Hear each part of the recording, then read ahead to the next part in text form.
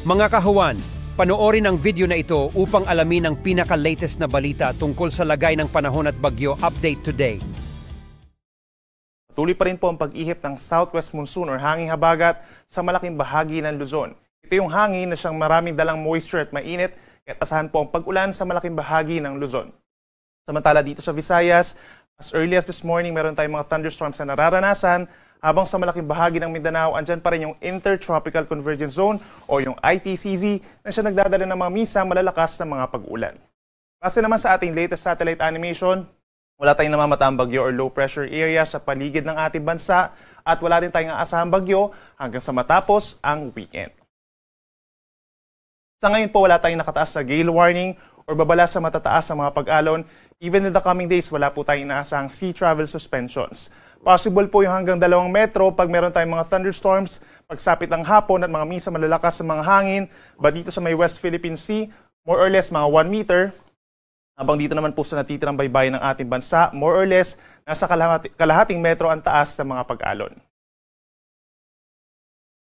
At para naman sa ating 4-day weather forecast, ngayong darating po na Thursday, asahan pa rin yung halos katulad na weather conditions as yesterday or as today, occasional rains po, paminsan-minsang mga light to moderate rains at mga thunderstorms over the northern and western sections of Luzon dahil pa rin yan sa hanging habagat or southwest monsoon.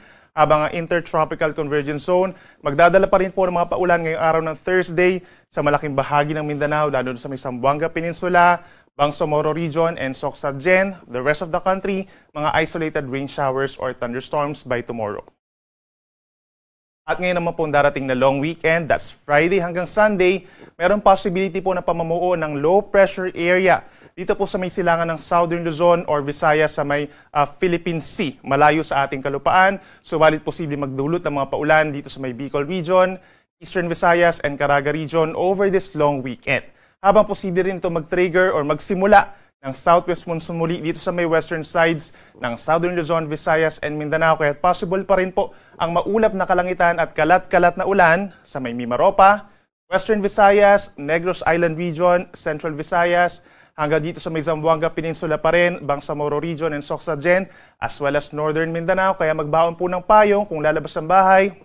Include na rin sa mga plano natin yung mga magiging pag-ulan sa mga mamamasyal po dito sa mga areas natin sa may Southern Luzon, Visayas, and Mindanao. Sa natitirang bahagi ng Luzon and Mindanao, partly cloudy to cloudy skies over this long weekend. Aasahan lamang yung mga pulupulong mga paulan or pagkidlat pagkulog, lalo na sa dakong hapon hanggang sa madaling araw.